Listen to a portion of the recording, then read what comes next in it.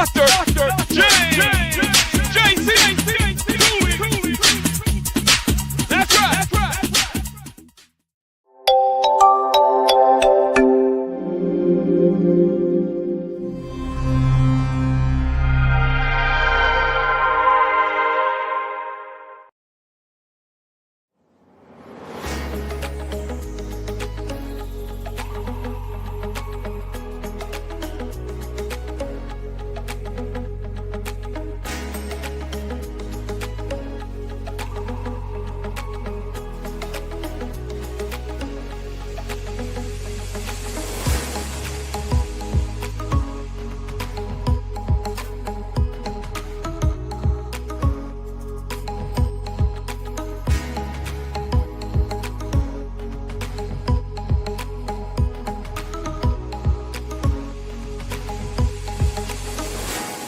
The James Cooley Show, It's Your Life, can be heard every Sunday at 9 p.m. right here on The Answer San Diego. Life is full of circles, cycles, phases, and stages. It's your choice to ignore or embrace them.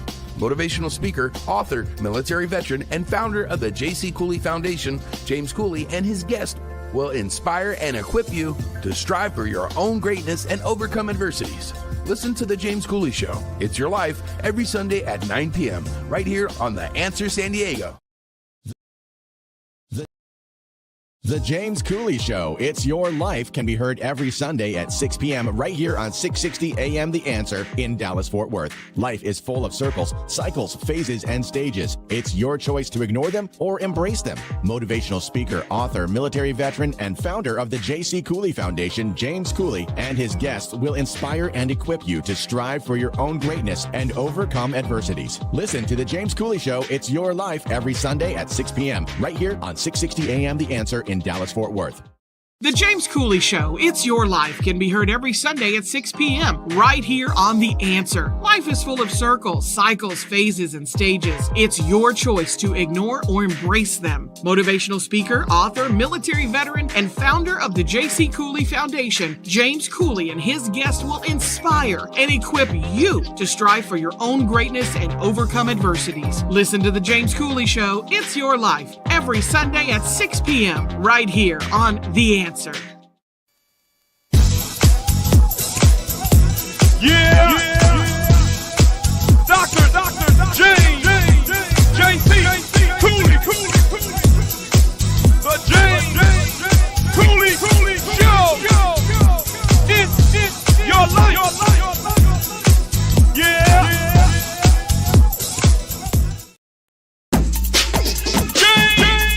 James J.C. Cooley.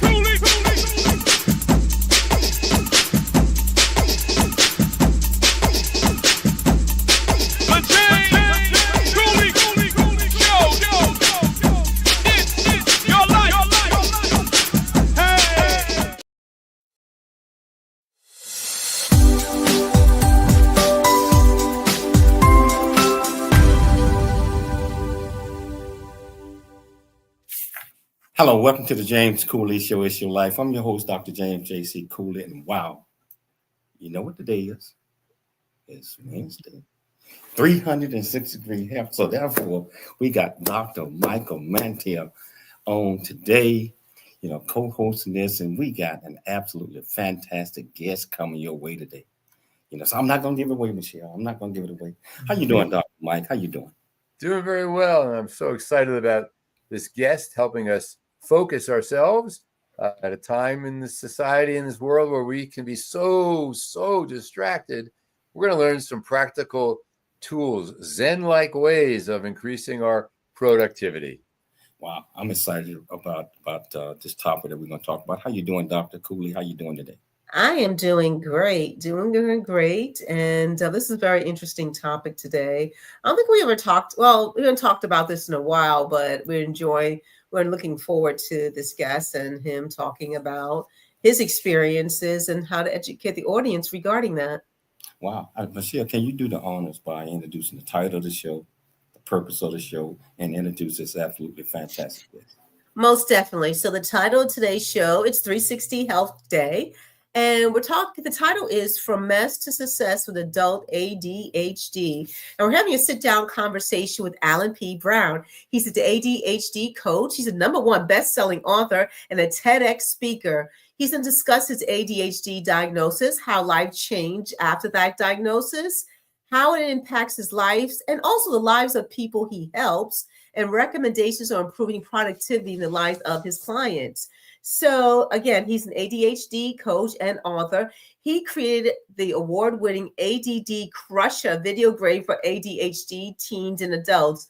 Undiagnosed for decades, his untreated ADHD manifested underachievement, substance abuse, and worse. Once diagnosed, he found it difficult to learn coping strategies from books, so he researched his own evidence-based brain hack strategies to fuel a successful advertising career and 2 startups.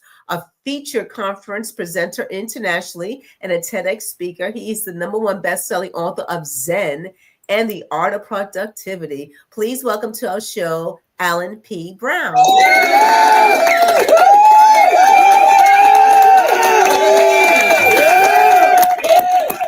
How you We got doing? a full house. How you doing? I'm doing great. What a lovely introduction. Thank you so much. And it's a delight to be here. Wow, it's an absolute pleasure having you on because just like Michelle had mentioned, we haven't talked about this topic on our show, I don't think, from probably about 3-4 years. But this is something that need to be talked about, that people need to have an understanding and awareness of. So, hey, we're going to have a great time. And so, Alan, can you tell our audience a little bit more about yourself that Michelle didn't read on the bio? Where you from? What made you click? Why you so passionate about what you're doing? I guess the best way to do that is just to say a little bit about my discovery of my own ADHD. I was diagnosed later in life at the age of 37, just about. Initially, I suspected I had ADHD 5 years before that when my boss was diagnosed. I was in the advertising business in New York City, and he had learned that he had ADHD because his son was diagnosed, and he was seeing all these things with his son, and he goes, "Hey, that was me." He gets diagnosed, and I'm watching my boss talk about something. "Hey, that was me," and that is really what began my journey into better understanding my own brain, et cetera. But then ultimately to doing what I do today, which is helping primarily ADHD adults who are struggling with some of the classic stuff that ADDers struggle with. And we'll be talking more about that, I'm sure. You bet.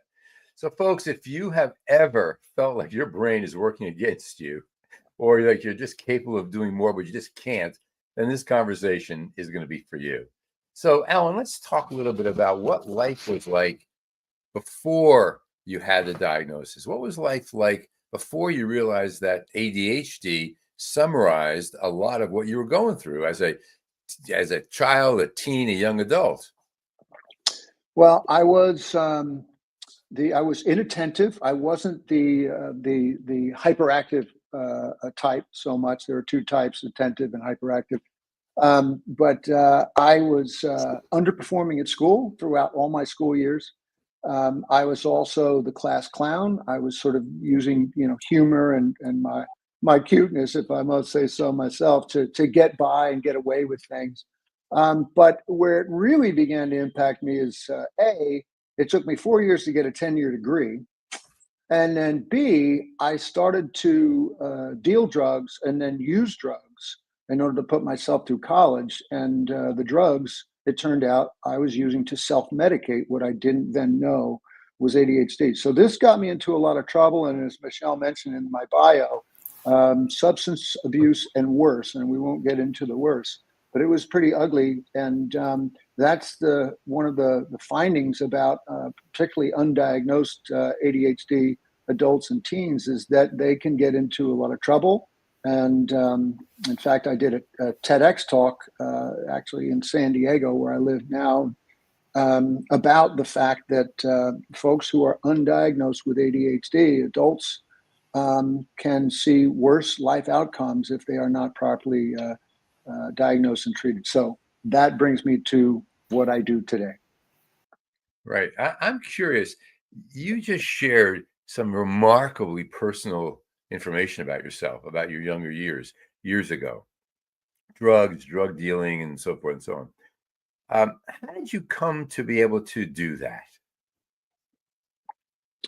To be able to deal the drugs, or to be able to share something so personal. Yeah, to share with the world. Yeah. We have millions of people listening to us all around the world. You know, This it's a great question. It's It's a a great tremendous, question. courageous thing to do. How did you develop that? It's something that I realized once I was diagnosed and treated and started to come to terms with where I had been.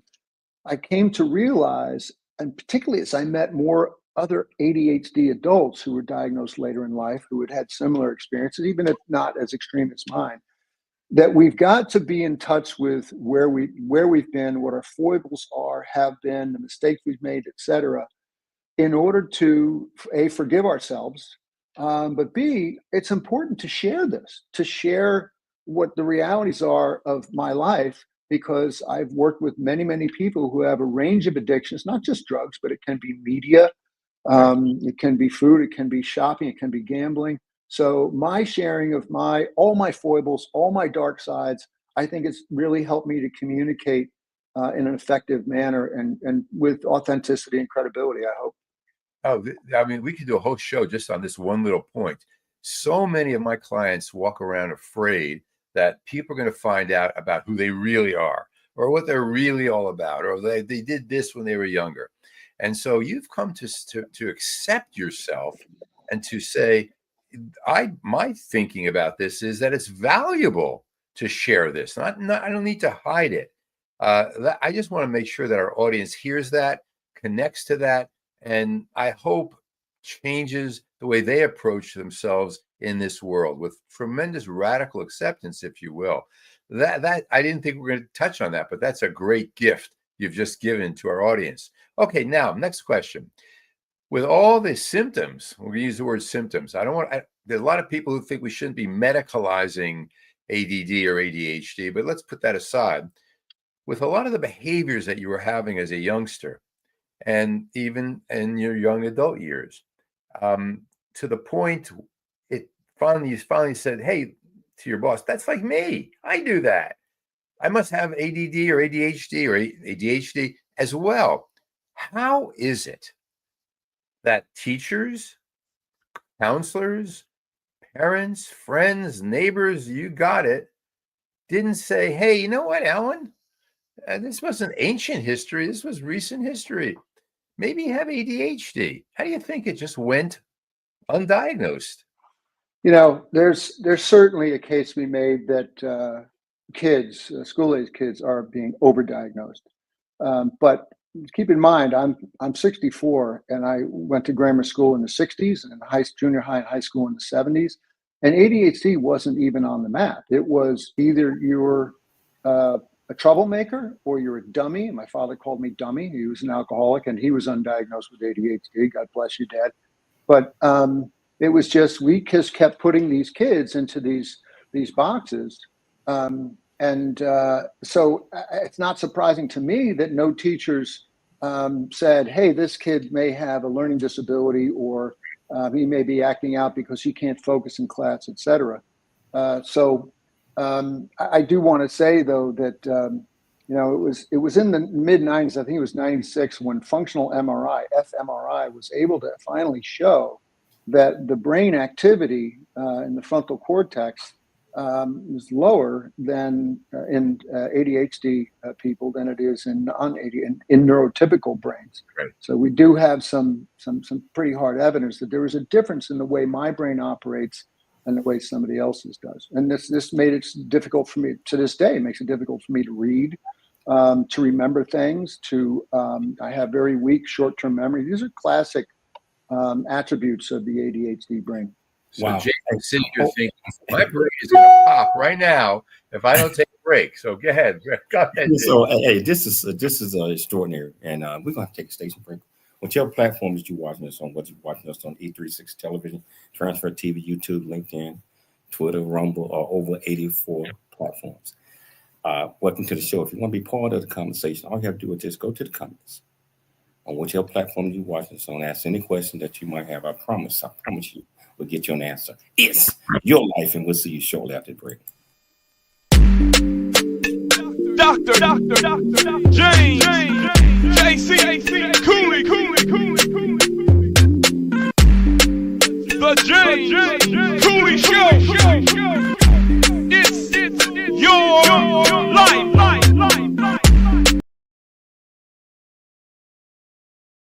Really get a chance to know who you are. And once you know who you are, you truly know who you are, love who you are. Love who you are. You're a masterpiece. Love who you are. Love who you were born to be. Love me some me. That's what I'm talking about. When you leave high school, you gotta know today or tomorrow, hopefully today, what your plans are. Hopefully, there is no bad decision unless there is no plan. Create, collaborate, commit with confidence. Commit with what? Commit with what? And everything that you do. Welcome to Viridian Christian University, where faith and learning come together to transform lives. At VCU, we believe that education is more than just academics. It's about fostering a community of growth, integrity, and purpose. Whether you're pursuing a bachelor's, master's, or doctorate, VCU offers flexible, affordable, and 100% online degree programs that cater to your busy life. Our innovative platform provides a personalized learning experience, empowering you to thrive in today's ever-evolving world. Join a global community of learners guided by an experienced faculty who are committed to your success. With VCU, you're not just earning a degree, you're preparing for a future that integrates faith, leadership, and service. Viridian Christian University, educating with purpose, transforming lives. Learn more at ViridianChristianUniversity.com. ViridianChristianUniversity.com.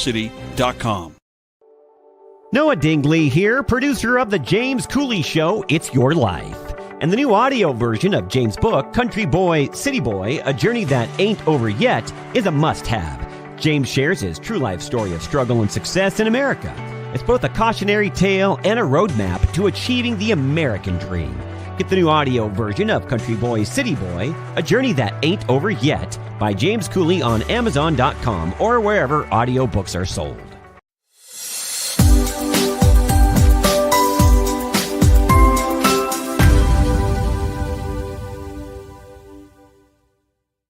Hello, welcome back to the James Cooley Show. It's Your Life, and Dr. Mike has brought another absolutely fantastic guest.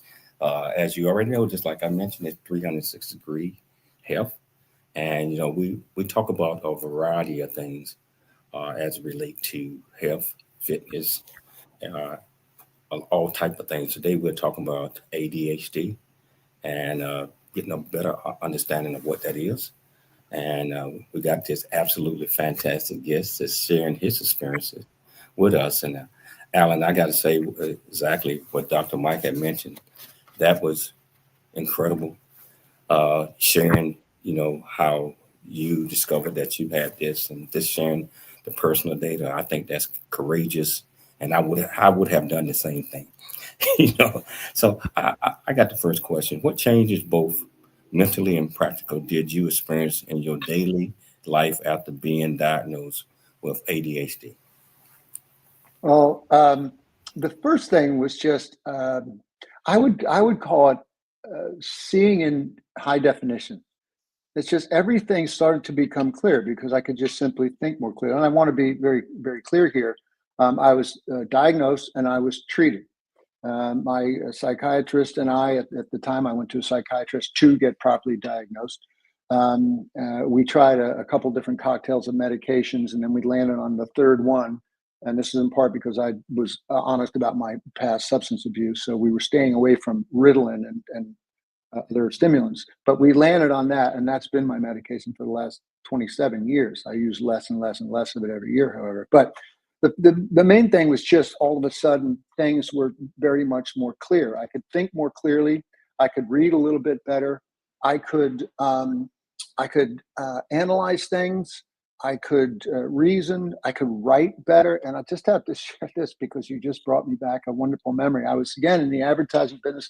I'd been kind of floundering in my first 6 years or so in the business. I was put on a new account shortly after I was diagnosed and treated, where I had to summarize 6 different pieces of consumer research for the brand. And I worked on this for a few days. I wrote up my executive summary and we sent it off to the client. And this was Nabisco. This is a blue chip Fortune 500 company at the time. And I got a note back on my summary. She wrote it on the summary. This is from the head researcher at Nabisco, who said, "This is the best research summary I've ever seen." That I hope that answers the question. And I'm not saying this happens to everyone, but having that kind of clarity and being able to do all the executive function related things, that's stuff that happens in our frontal cortex where the ADHD brain is typically weak. That was just, oh my goodness, thank you. A big light bulb went on for me right there. You mentioned that that's when the light bulb went on and you was able to see things clearer that you probably weren't able to see before because you're not knowing. And so when you was able to see things clear, was you able to adapt quickly to modern day life, or did it take a little time to adjust? Yeah, it's interesting because in the couple of years before I was diagnosed, someone had given me an audiobook as a gift. They knew I wasn't a good reader. And it was 2 of them, actually. One was Deepak Chopra's 7 Spiritual Laws of Success, I think it was called, where I just learned about what the Buddhists call the monkey mind. I just learned that there was just so much junk going on in our mind, most of which is nonsense, right? Dr. Mantell will know that better than any of us, right? And that helped me to just sort of separate and be the witness to all that noise. So I was being helped by that even before my diagnosis. And then I also was given the audiobook of Dr. Stephen Covey's 7 Habits of Highly Effective People. And I just started to work these things. So I had already sort of began to ramp up in my ability to think and adapt better to my job, et cetera. But I just have to say, in answer to your question, once the diagnosis and the treatment came through, now it launched me into a whole adventure of learning more and more about my brain. So things really started to go off like this. And I was able to very quickly adapt to any new circumstances, to new job descriptions, et cetera, and to new clients. So yeah, I was able to adapt much better. People with ADD or ADHD, youngsters or adults, often talk about the difficulties that this brings to their life.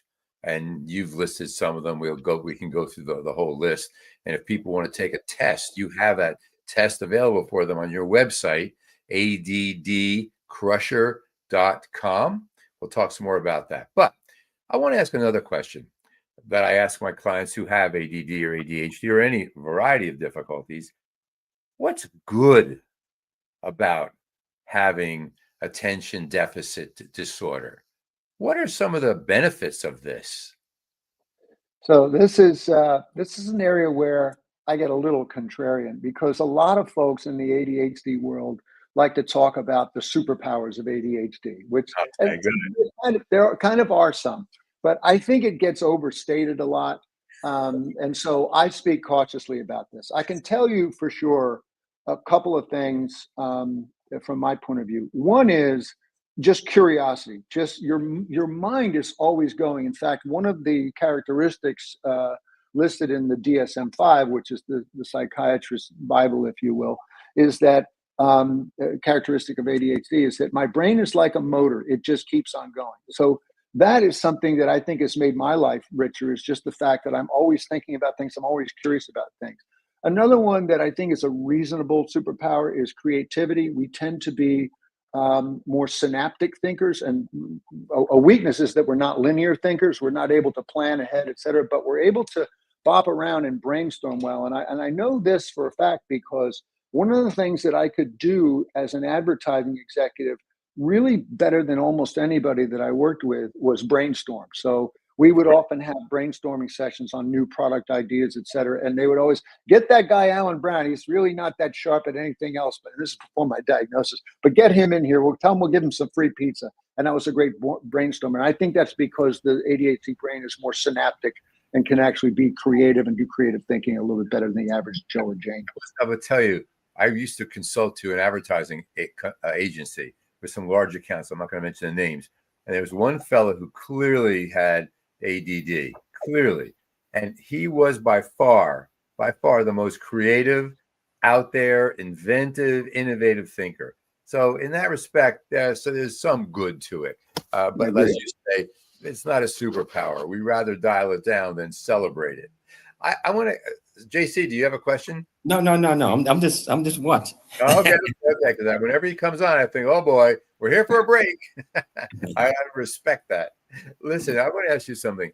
How did your experience with ADD, ADHD, and the diagnosis, and when it happened, evolve into your mission with ADD Crusher?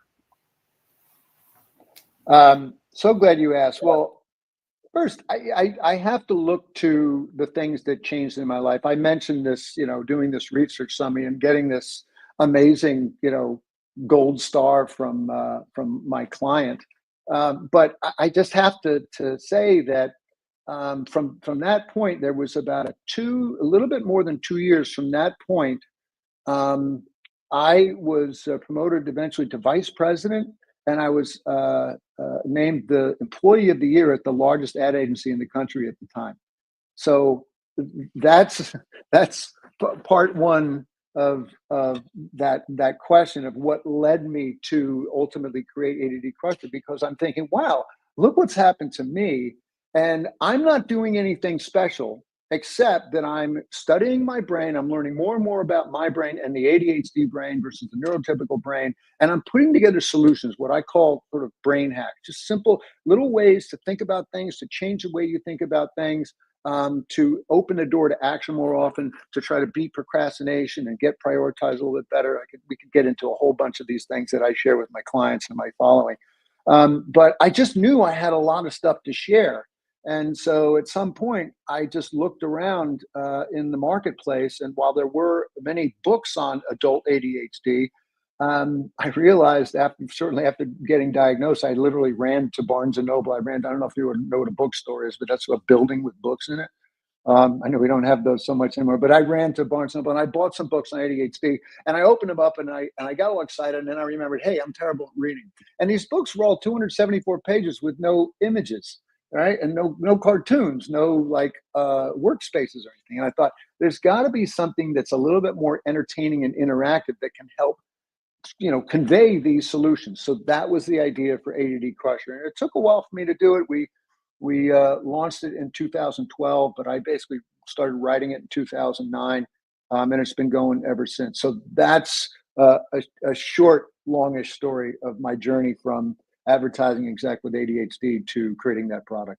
And then you came out with Zen and the Art of Productivity, which I happen to be able to take.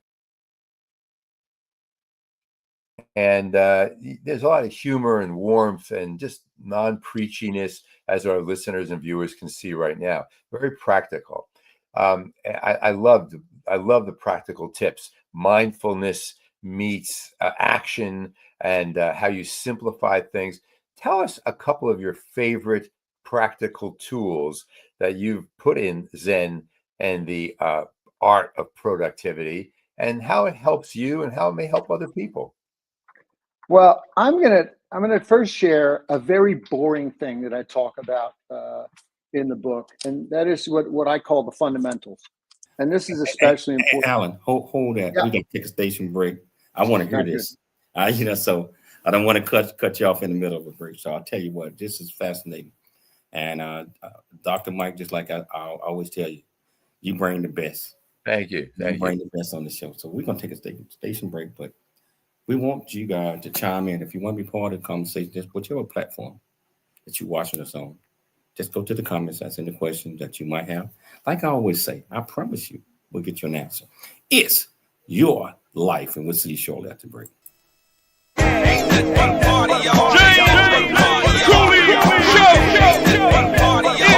Your life. Dr. James J.C. Cooley.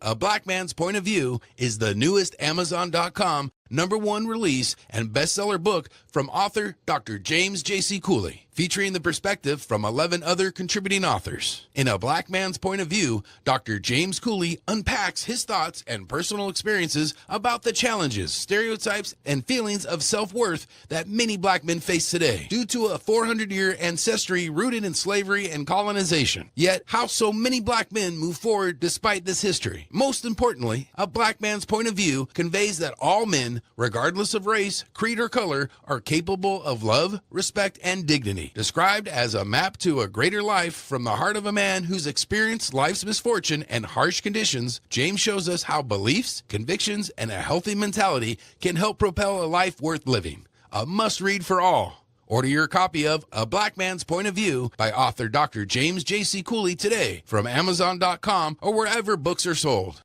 Life is filled with circles and cycles, phases and stages that shape who we are. These moments define us, and we have the choice to either accept or embrace them. Hello, I'm Dr. Michelle Cooley, and I encourage you to support the J.C. Cooley Scholarship You Can Award so we can empower high school seniors and college students to believe that they can achieve anything they set their minds to. Hello, I'm Dr. James J.C. Cooley, the host of It's Your Life Radio and also founder of the J.C. Cooley Foundation. With your help through donations to this year's J.C. Cooley Foundation Scholarship Award, we aim to inspire, prepare the next generation of leaders. We kindly ask for your generous support to help bless at least 30 or more future leaders by donating between a minimum of $250 or more. Please consider donating what you can by May 1st and join us in shaping our future leaders of tomorrow. Hi, I'm Dr. Michelle Cooley. Heart disease research saves lives. It's that simple. Thanks to medical advancements funded by the American Heart Association, more women are surviving heart attacks, strokes, and other cardiovascular diseases than ever before. But there's still so much work to do. Hi, I'm Dr. James J.C. Cooley, and I'm raising funds to support life-saving research because every heartbeat is worth fighting for. In honor of Women's History Month, please join me in support of the American Heart Association and women's health.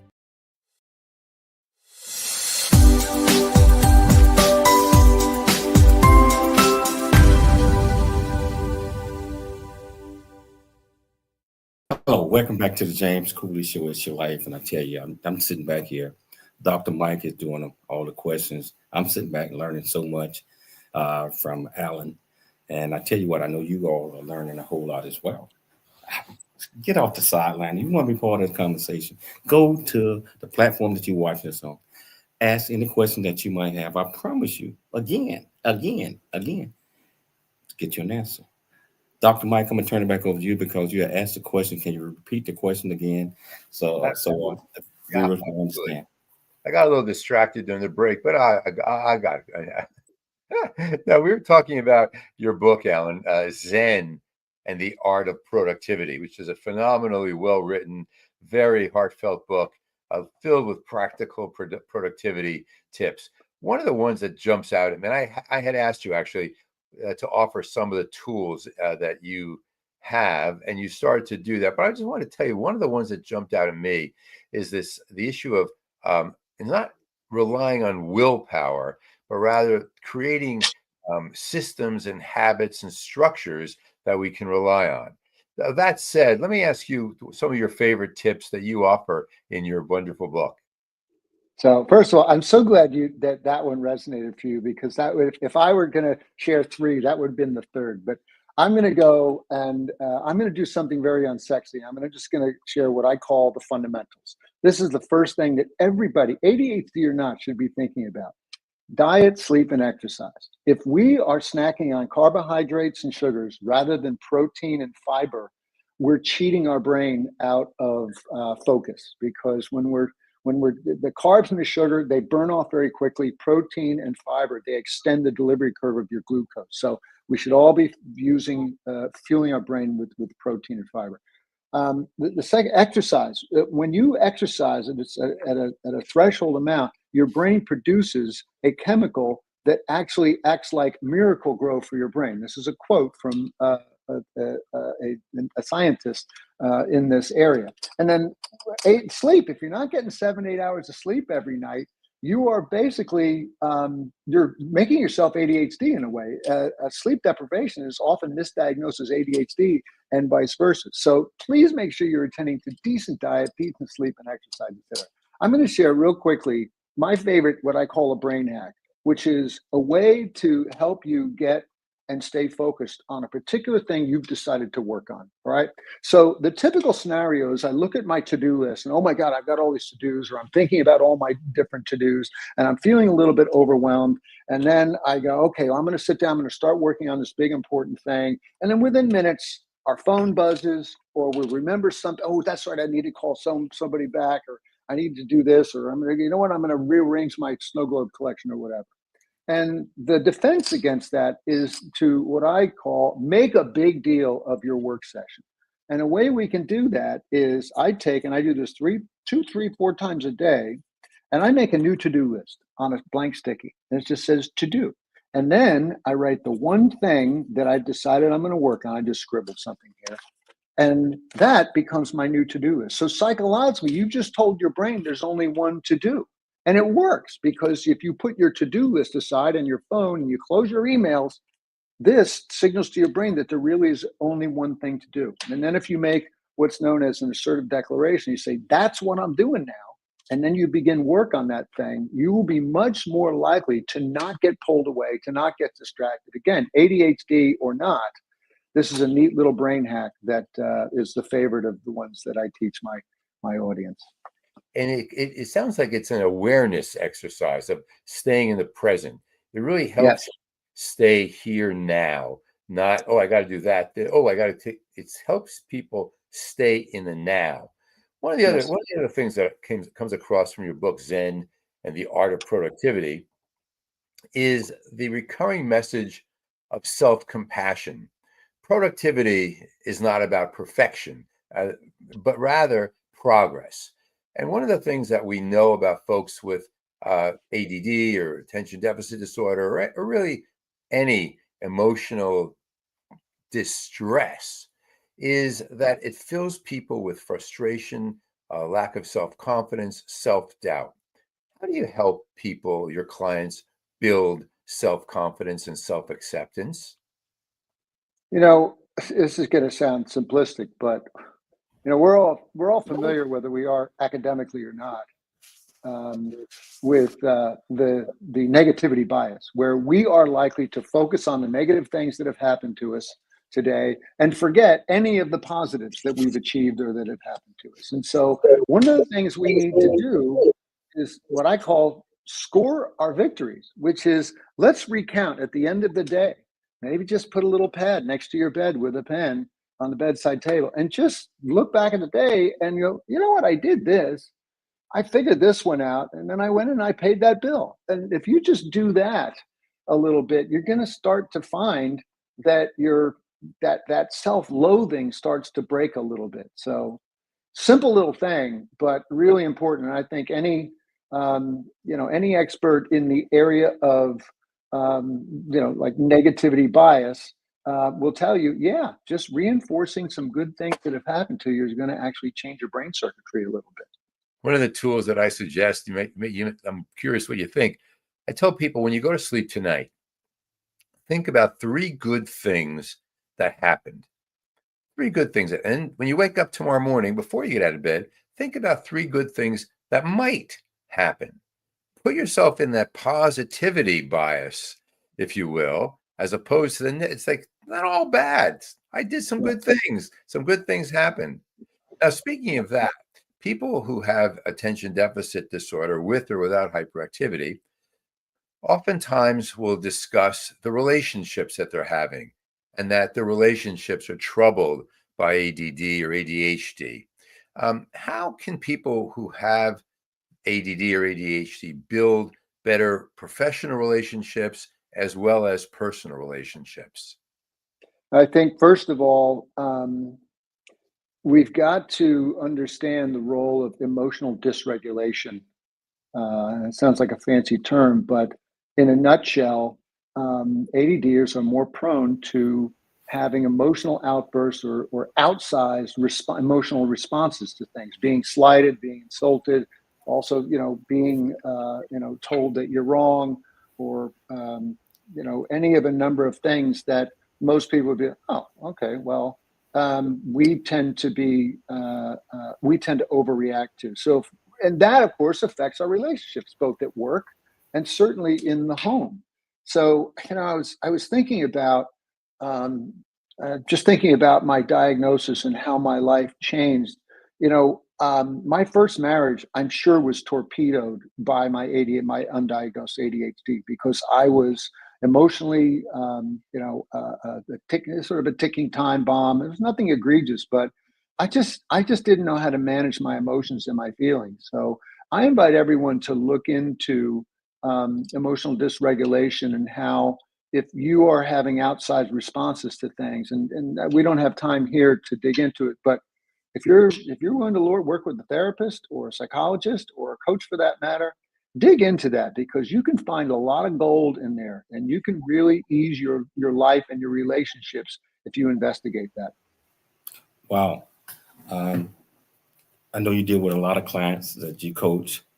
What are some of the challenges that they might have, once they are introduced, just like you did 27 years ago, to ADHD? And what are some of the things that you encourage them to do to make sure that they can manage and handle the issues and concerns? Yeah, I call a handful of things sort of the core challenges for ADHD. And it really is, it's similar for just about anybody, but it's even more pronounced for the ADHD brain. Procrastination, prioritization, time management, overwhelm, right? These are the things that we have the most difficulty with, or experience the most. And I want to come back to something that Dr. Mantell found in my book, which is about, it's not about willpower. And one of the things that I teach is that motivation is overrated.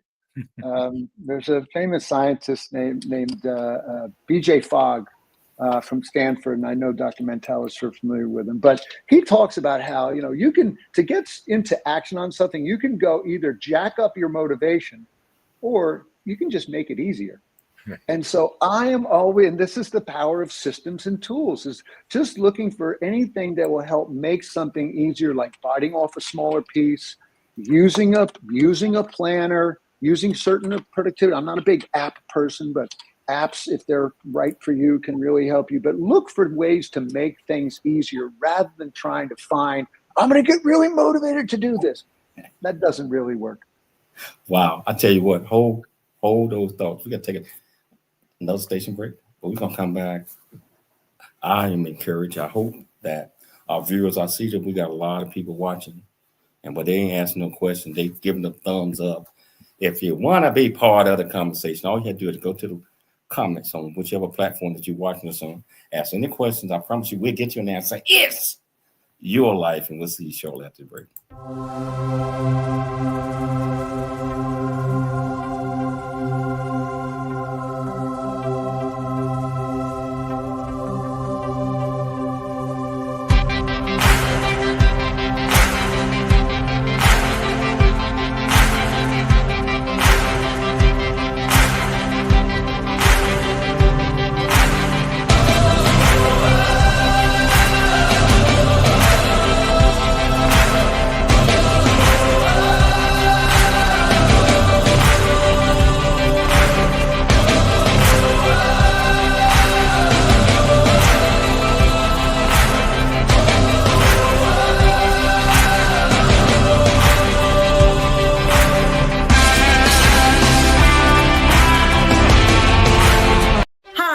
Dr. Michelle Cooley. I've heard so many powerful stories from women who survived heart disease because they took action in time. But I've also heard stories of women who weren't as lucky. The difference? Awareness, access to care, and early intervention. According to the American Heart Association, every 80 seconds, a woman in the United States dies from cardiovascular disease. That's more than one life lost every single minute. But did you know that 80% of heart disease cases are preventable? That's right, 80%. That means small changes like eating healthier, exercising, and managing stress can save lives. Hi, I'm Dr. James J.C. Cooley, and I'm committed to making sure that more women survive and strive. Please join me in raising funds for the American Heart Association to support life-saving research, because every heartbeat is worth fighting for. In honor of Women's History Month, let's spread awareness and help women recognize the warning signs before it's too late.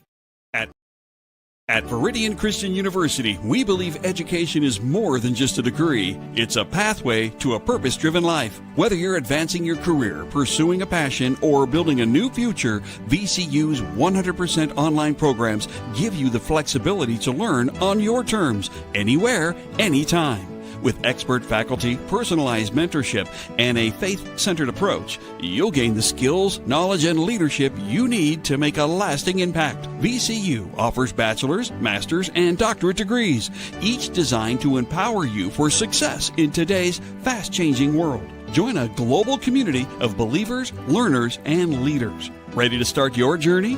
Viridian Christian University, transforming lives, empowering futures. Visit us at ViridianChristianUniversity.com. That's ViridianChristianUniversity.com. The James Cooley Show. It's your life. That's right. Hello, welcome back to the James Cooley Show. It's your life, and I am thoroughly enjoying this conversation. Hey, Dr. Mike, we got to get this guy back on if his schedule permits. We got to get him back on. Yeah, we're just skimming the surface here. And I hope that, Alan, you will consider making some time to come on back and share some more thoughts and more of your toolkit, because you offer not just hope, but you offer a truly a toolkit for anyone that's feeling stuck or scattered or self-critical, the things we've been touching on. And I know people want to go deeper and hear more, so let's plan on you coming back. Indeed. And before we start to pick this up, I want to talk about this absolutely fantastic university called Viridian Christian University. Yes, I'm the chancellor. Yes, I am. But we offer 30 degree programs, primarily from a Christian perspective, and bachelor's, master's, doctorate, and honorary doctorate degrees for people that are doing above and beyond in their communities and the world. We recognize them. So I tell you what, if you're trying to further your education, or you think that you're doing great things in your community, visit us online at Viridian Christian University. Again, that's Viridian Christian University. I tell you what, Dr. Mike, I'm gonna turn it back over to you, because we got about 10 minutes left in the discussion. So, Alan, many people with ADD or ADHD, attention deficit disorder, with or without hyperactivity, struggle with focus and organization. What are some of the major misconceptions about managing ADD or ADHD that you've bumped into? Well, the first thing that comes to mind is when it comes to managing your ADHD, or just generally trying to improve your life, I think a misconception is that if I get this app, or if I get this medication, or if I learn this trick, it's going to become easy. And before the break, I was talking about how we want to try to make things as easy as possible, because it's difficult to fire up motivation on a day-to-day basis. But I call this the importance of being willing to push into a little bit of discomfort. Just think of the example of how much time folks spend on their phone, on social media, or news headlines, or something like that. It's for ADHD folks, where we get dopamine hits from this thing, and we are low on a dopamine supply to begin with. it takes some discomfort to be able to say, you know what, I'm not going to pick this phone up, or I'm not going to do this while I'm in bed or whatever. But there's got to be some degree of discomfort that we're pushing into.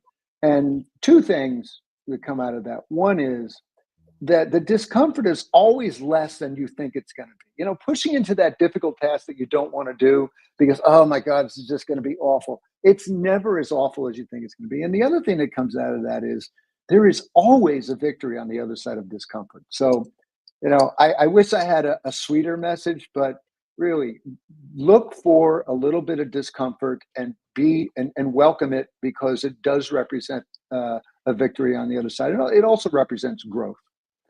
You talk about winning the day. I'm curious, how do you start your day to get you in that mindset of winning the day? I'm so glad you asked this. You know, and as you know from having looked at the book, Doctor, it's not kind of like we're going to get out there and we're going to crush it.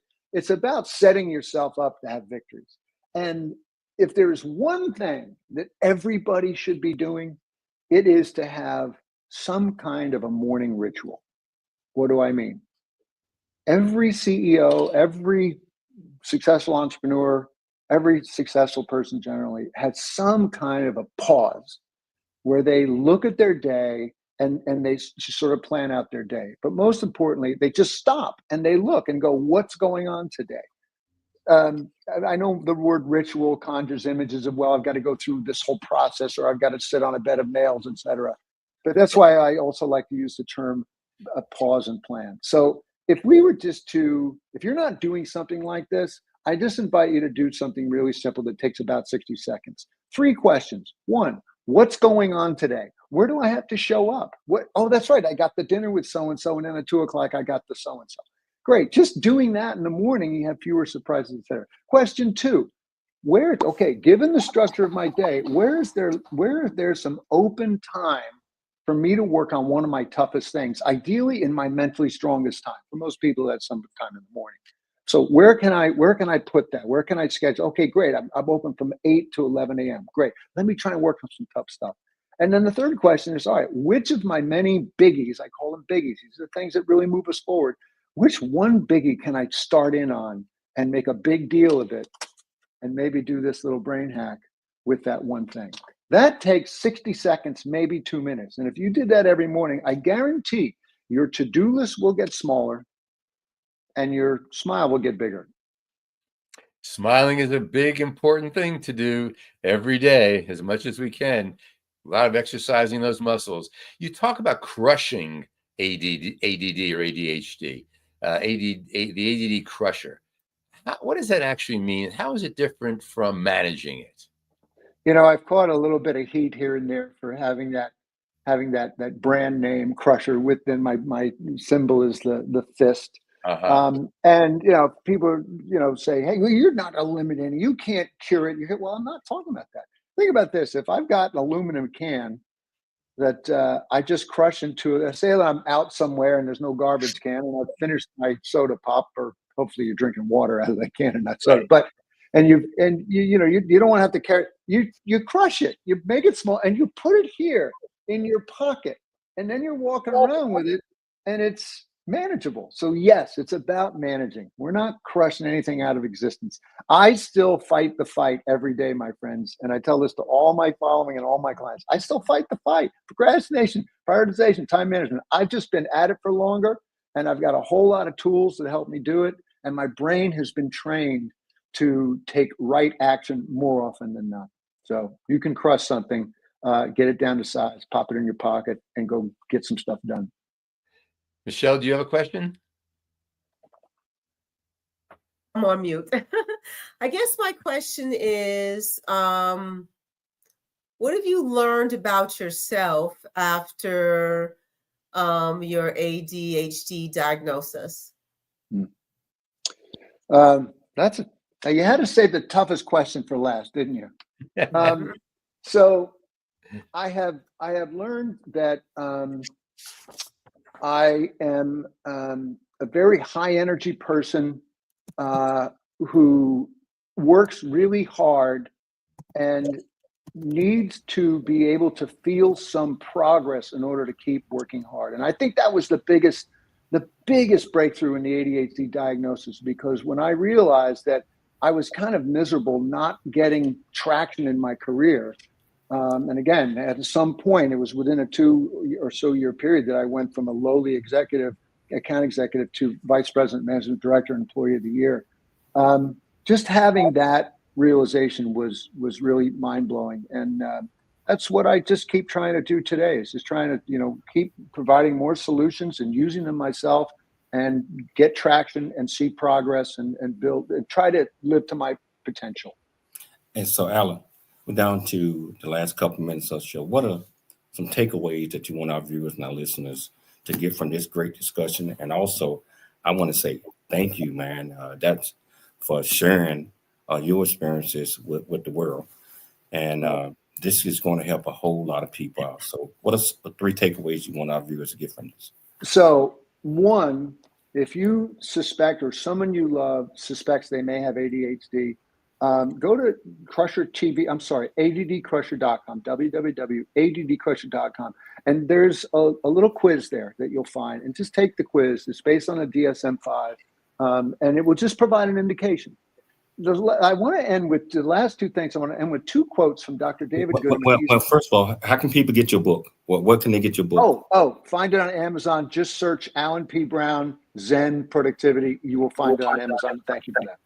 Okay. Now the last that you're getting ready. So there's a great adult ADHD advocate named Dr. David Goodman. He's at Johns Hopkins School of Medicine. And I'm going to share 2 quotes.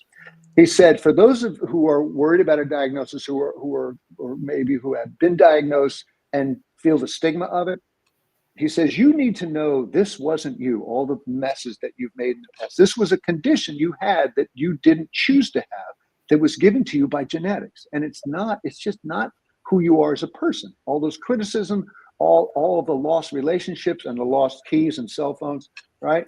And all those squandered opportunities were an outgrowth of your illness and not you as a person. And the last thing, and this is kind of cool here, he says, here's the difference between treating depression and treating ADHD.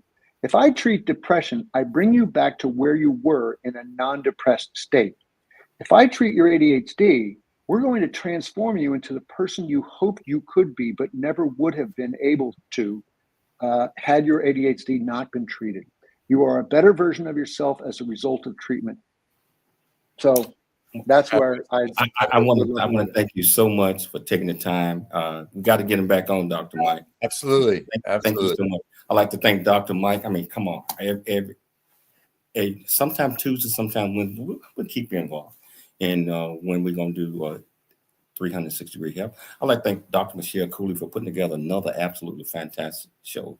Most importantly, I'd like to thank our viewers and our listeners for tuning into the James Cooley Show Monday through Friday at 2 p.m. Pacific Standard Time, 4 p.m. Central Standard Time, 2 p.m. Pacific, 4 Central, and 5 Eastern.